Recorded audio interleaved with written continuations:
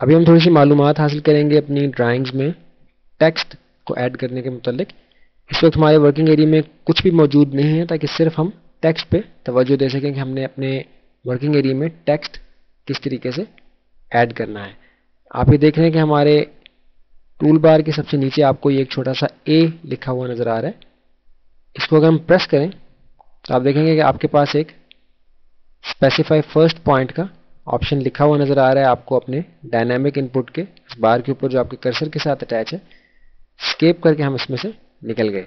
अभी बजाय हम यहाँ से टेक्स्ट को ऐड करना शुरू करने के, हम टेक्स्ट ऐड करने की बुनियादी ऑप्शन को देखेंगे कि किस तरीके से हम अपना सिंगल लाइन टेक्स्ट आमतौर पे ऐड करते हैं।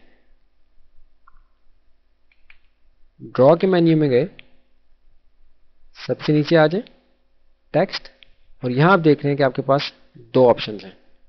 थोड़ा सा आपको स्क्रीन से बाहर ही नज़र आ रही होगी क्योंकि हमने रेजोल्यूशन थोड़ी सी कम रखी हुई है। मल्टी लाइन टेक्स्ट, जिसका कि आइकॉन हमें यहाँ भी नज़र आ रहा है, और सिंगल लाइन टेक्स्ट। तो क्योंकि अमूमन हम सिंगल लाइन टेक्स्ट ऐड करते हैं, इसलिए हम यहाँ सिंगल लाइन टेक्स्ट के इस ऑप्शन को क्लिक कर लेते हैं। आप कर्सर को अपने वर्किंग एरिया में लाएं तो आपको लिखा हुआ नज़र आ रहा है specify start point of text, यानी वो पॉइंट डिफाइन करें जहाँ से कि आप अपने टेक्स्ट को लिखना शुरू करना चाहते हैं। हम पहला पॉइंट डिफाइन कर देते हैं, क्लिक किया।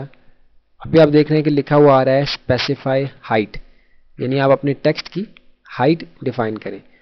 तो जो भी यूनिट वैल्यू आपने ऐड की हुई है, जैसा कि हम आर्किटेक्चर में काम करते हैं तो हम इंचेस की वैल्यू के साथ काम कर रहे होते हैं, जो भी वैल्यू आप यहाँ ऐड करना चाहें आप ऐड कर सकते हैं। या मैनुअल आप देख रहे हैं कि आपको एक स्ट्रिंग अटैच हुई भी नज़र आ रही है, एक लाइन आपके कर्सर के साथ, कि आप कितनी हाइट अपने टेक्स्ट की देना चाहते हैं। तो हम बिलफर्ज नीचे की तरफ आ जाते हैं, क्लिक किया, हमारे टेक्स्ट की हाइट डिफाइन हो गई। अभी हमसे पूछ रहा है specify rotation angle of text, यानी टेक्स्ट को किस एंगल के ऊपर आप रोटेट करना चाहते हैं। तीसरा क्लिक आपने यहाँ करना है, या आप एंटर कर दें 0 डिग्री के ऊपर ताकि स्ट्रेट लाइन हमारे पास आए। अब आप देखें कि ये वो पॉइंट है कि जहाँ हमने पहला क्लिक किया था, यानी वो जगह जहाँ आप अपने टेक्स्ट को डिफाइन करना चाहते हैं। फिर हमने टेक्स्ट की हाइट दी कि कितनी हम हाइट रखना चाहते हैं। हमने यूनिट वैल्यू एंटर नहीं की, लेकिन आपको बता दिया कि किसी किस्म का कन्फ्यूजन आपको नहीं होना चाहिए, क्योंकि पिछले वॉल्यूम्स में हम यूनिट वैल्यू को बार बार एंटर करते रहे हैं। हमने अगर आर्किटेक्चरल मोड रखा है या कोई भी और मोड सेलेक्ट किया है तो उसके लिहाज से अपने यूनिट वैल्यू को हम दे सकते हैं इंचेस में, फीट्स, मिलीमीटर, जो भी आपने एडजस्ट किया है उसके लिहाज से। ज़ाहिर है कि इसको दोबारा से डिस्कस करने की ज़रूरत नहीं होनी चाहिए। हमने यूनिट वैल्यू एंटर नहीं की थी, मैनुअल क्लिक किया था। फिर उसने हमसे पूछा कि किस एंगल पे आप टेक्स्ट को ऐड करना चाहते हैं।